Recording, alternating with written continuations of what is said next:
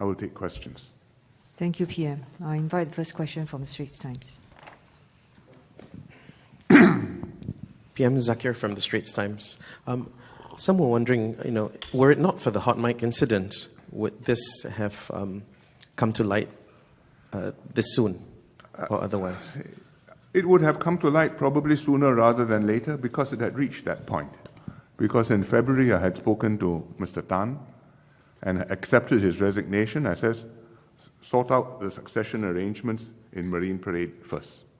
And we have been in the process of doing that. So for a start, we've put Mr. Edwin Tong and Mr. Tan See Leng as the anchor ministers in Marine Parade. And the process was in progress.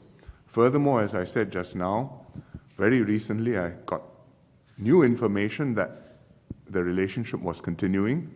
And after our conversation in February, that was completely unacceptable. So he had to go. It so happened, in fact, both had to go, but it so happened that the hot mic incident came up, and therefore it precipitated this moment. But it would have happened sooner rather than later, anyway. Next question from Zhao Bao. Yeah, Cindy. PM Sintek from Lena Zhao Bao. PM have explained the case regarding the inappropriate relationship between Mr. Tan Chuan-Jin and Cheng Li Hui, but there are also other rumors going around. And Singaporeans in general have a very high standard for our politicians, our MPs.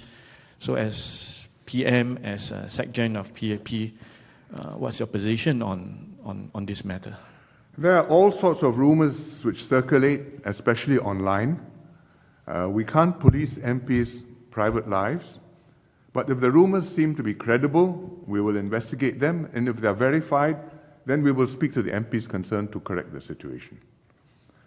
If the behavior is not outrageous or scandalous to begin with, and the MP heeds the advice, corrects it, makes amends, puts a stop to what should not happen, then we will not punish them severely and automatically kick them out or immediately kick them out.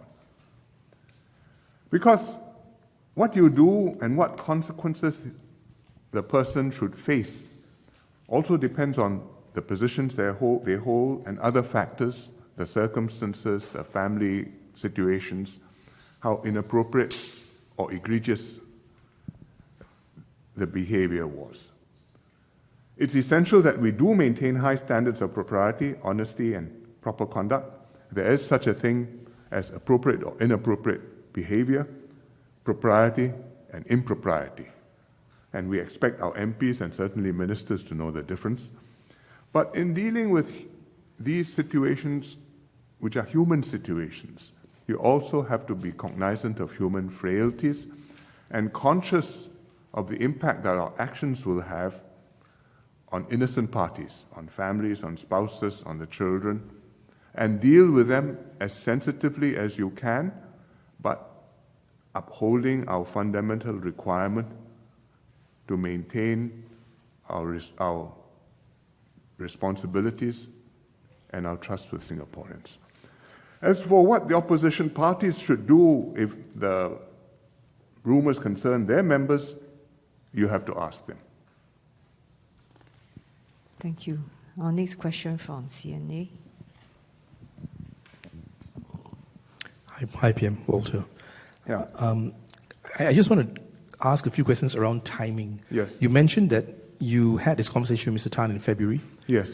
It's not clear to me how long this relationship had been going on when you had that conversation with them, first.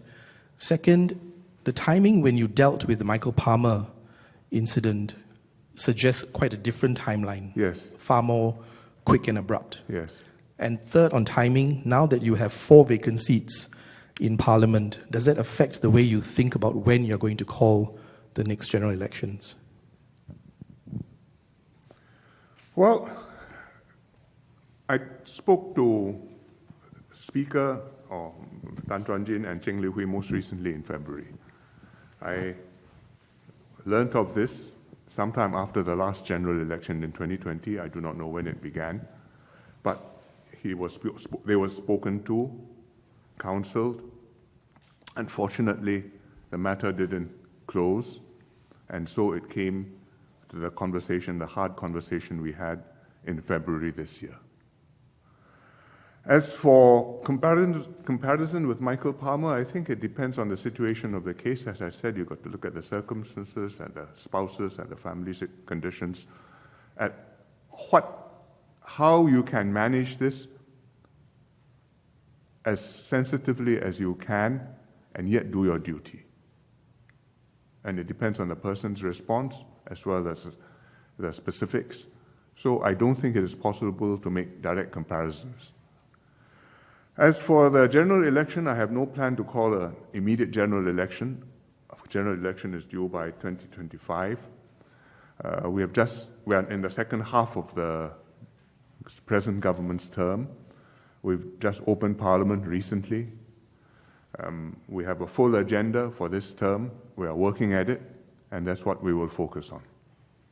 And in the GRCs where there's a member missing, the other members of the GRC will step up and will make sure that the constituents are well looked after. That's one of the advantages of having a GRC.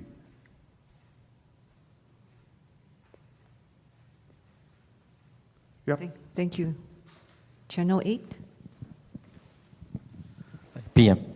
The relationship is between a speaker and an MP. So was there any abuse of power or any conflict of interest? I think it's simply inappropriate to have a speaker having a relationship with one of the MPs. That's all. It's not appropriate, it's not acceptable, and that's why I spoke to the two of them, and that's why Tan Chuan-Jin, knowing this, offered his resignation, which I accepted. Thank you, PM. Last question from Nasri? PM, there's some incidents involving PAP MPs recently, over the past few months. This has led to some perception among the public there's a slip in PAP standards. Yeah. What do you have to say to this? I think from time to time these things happen. When they happen, we have to make sure we deal with them and deal with them rigorously as well as transparently. And everybody can see that we are doing that. And in that process, I think everybody should draw the right conclusions and do the right things. Whether they're in the government, whether they're in the party, or the public, watching how we are dealing with it. No system can be completely infallible. You appoint people, sometimes things go wrong, you have to find out and you have to put it right. And you have to find out yourself whether or not somebody tells you something is wrong and put it right. And I think we have had a series of high-profile issues recently. I think in the ride-out case, the matter came up on the internet. The ministers went through a rigorous, full CPIB investigation as well as investigation by SM Teo Chee Hian. And the results and the reports were presented and debated, presented fully in Parliament. And even the opposition leader of the opposition, Mr. Pritam Singh, said, nobody is alleging corruption or wrongdoing. Thank you. So I think it's an example not of the PAP slipping standards, but of how we deal with allegations against PAP MPs.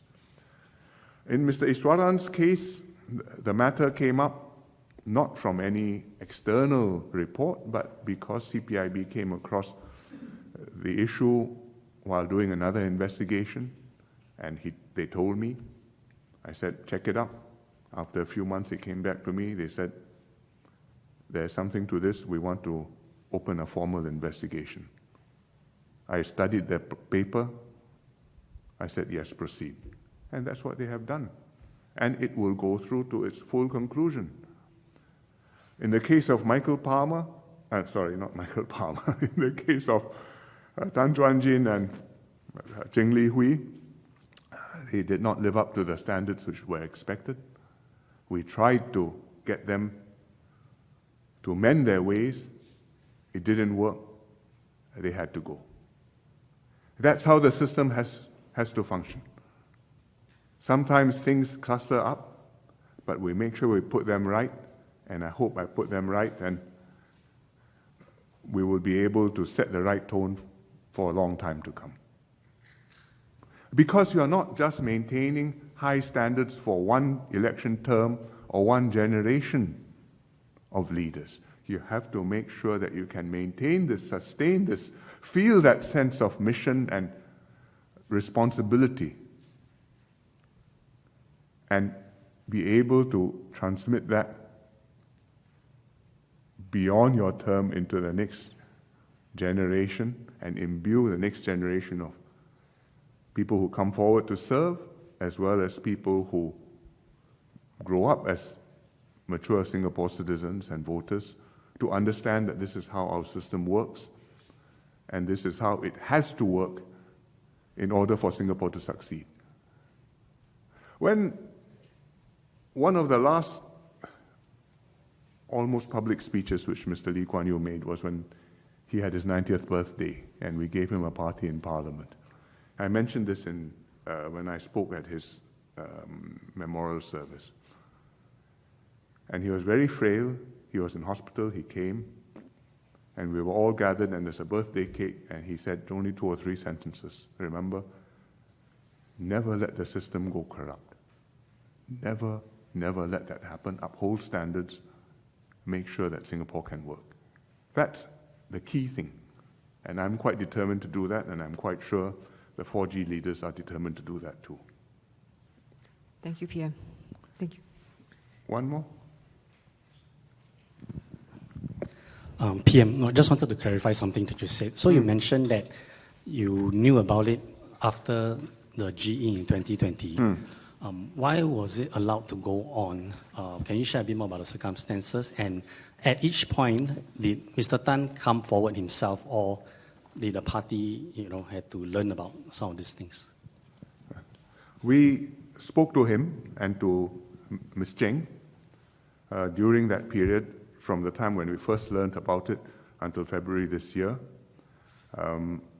We hoped that they would put things right. Unfortunately, they did not.